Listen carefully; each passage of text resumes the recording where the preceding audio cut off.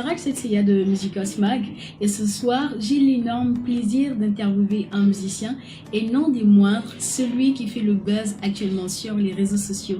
Son surnom est Moche. Bonsoir Moche. Bonsoir. Alors Moche, c'est votre surnom. Quel est votre nom à l'état civil? Mon nom à l'état civil, c'est Yanzego Dagba Moïse. Je suis né le 25 février et marié depuis le 14 avril 2012, père de 3 enfants. D'accord, alors Moche, c'est votre surnom et qu'est-ce qu'il signifie? Moche, c'est le prénom Moïse que je porte. En hébreu, ça veut dire Moche.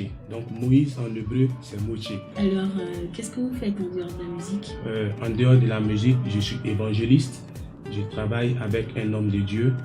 Et dans le cadre aussi de la musique, j'ai créé un centre de formation musicale qu'on appelle Yehoudi, donc pour aider les jeunes musiciens qui veulent faire la musique, donc pour les former de sorte à ce qu'ils soient de grands musiciens plus tard. Ok, et depuis combien de temps est-ce que vous êtes musicien? Je peux dire que la musique est liée à ma destinée. Vous voyez, la musique est liée à ma destinée parce que depuis la classe de CM2 déjà, à Daloa, j'étais percussionniste à l'église. Voilà. Mais c'est dans les années 2000 que j'ai vraiment commencé à me donner à aimer la musique parce que après le décès de mon père en 2000, je suis venu à Abidjan et j'étais à l'église baptiste Hébreu Mission. Et c'est là-bas que vraiment j'ai vu des aînés qui étaient des bons musiciens qui jouaient, que je vais saluer ici. David Boka, Élisée Dion, Achille Dié, Cristiano Bass, tout ça. Stani, paix à son âme, c'est des grands frères vraiment que j'ai aimés et c'est eux qui ont commencé à me donner l'amour de la musique. Et c'est comme ça à la longue, véritablement en 2004, je me suis vraiment lancé dans la musique. En 2004 et en 2005, je suis rentré à l'INSAC, au conservatoire précisément, pour aller faire une formation. C'est là-bas que j'ai rencontré un grand percussionniste ivoirien du nom de Oswald Kwame. Et j'ai fait de lui mon mentor. C'est lui qui m'a véritablement introduit à la musique. Il m'a introduit à Podium. Il m'a introduit à la RTI. Et j'ai été percussionniste à la RTI. Voici comment l'amour de la musique est né. Voilà. D'accord, mais vous avez été connu en tant que pianiste, mais pas en tant que percussionniste. Oui. Donc, je voudrais savoir pourquoi est-ce que vous avez opté pour le piano? J'ai opté pour le piano, je faisais la percussion, mais à l'église, on avait un problème de pianiste. Et c'est comme ça que je me suis dit, puisqu'il n'y a pas de pianiste, il fallait que vraiment on trouve quelqu'un pour se faire former. Et comme j'aimais aussi vraiment les instruments, j'aimais aussi vraiment la musique au travers des noms que j'ai cités, je me suis vraiment donné au piano. Voici comment j'ai commencé à apprendre le piano. Ok, alors vous êtes actuellement au cœur d'un buzz sur les réseaux sociaux qui a été déclenché par une vidéo que vous avez faite et qui a été retransmise par Musicos Mag sur Facebook, dans laquelle l'on vous voit en train de jouer au piano d'une manière hors du commun. Vous étiez comme submergé par l'euphorie. Est-ce que vous pouvez plus ou moins nous expliquer, nous présenter le contexte de cette vidéo? D'accord, merci beaucoup. Je voudrais dire merci à Musicos déjà qui a vraiment partagé la vidéo. Mais il faut dire que, vous savez, j'ai accompagné plusieurs musiciens, mais j'ai jamais eu vraiment ce buzz-là. J'ai balancé certaines vidéos qui n'ont jamais eu ce buzz, mais cette vidéo particulièrement, c'était pas vraiment pour faire le buzz. Parce qu'un 1er janvier, j'ai été contacté par une servante de Dieu d'un tout petit village. Et dans ce village-là, il y a un campement, il n'y a même pas d'électricité. C'est avec un groupe électrogène qu'on a fait le programme. C'était pour un programme des enfants du 2 au 3. Alors moi, je suis allé le 1er janvier.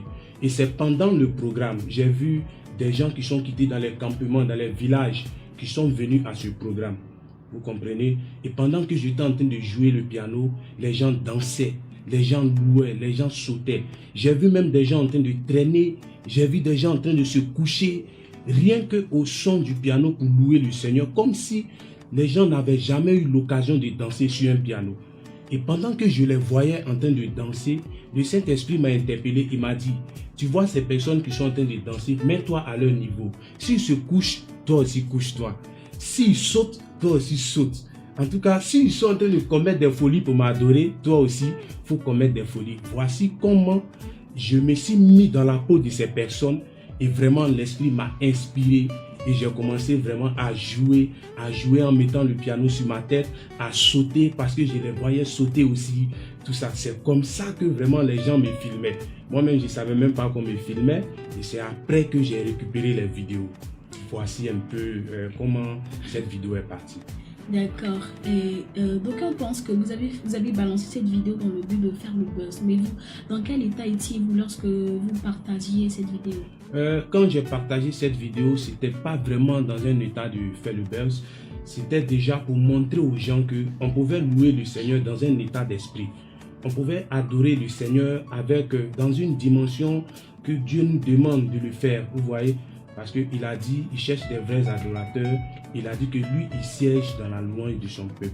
Donc pour moi, c'était d'abord de montrer aux gens qu'on pouvait vraiment adorer le Seigneur, on pouvait louer le Seigneur vraiment en commettant des folies. Voilà. C'était pas pour un buzz au fait. Alors on retient que cette vidéo n'était pas en fait dans le but d'un buzz, mais juste pour montrer ça. À la population comment est-ce qu'il fallait adorer le Seigneur. C'est ça. Comment il faut s'abandonner pour louer le Seigneur. Ok, voilà. Mais est-ce que vous étiez conscient de ce que vous étiez en train de jouer? Il faut dire que c'est pas inspiration. C'est pas inspiration. Je jouais des notes, des progressions en fonction des chants que les gens chantaient, mais vraiment c'est pas inspiration que je le faisais. Ok, voilà. D'accord. Mais le fait qui a vraiment fait couler le plus d'encre, c'est le partage de votre vidéo qui a été retransmise, il faut le signifier, par Musicos Mag.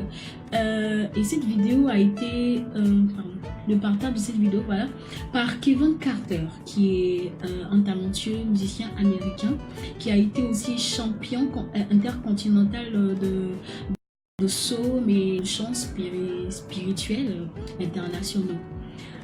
Il a un peu plus de 222 000 abonnés sur sa page Facebook et aujourd'hui votre vidéo a plus de 21 000 likes et 313 partages.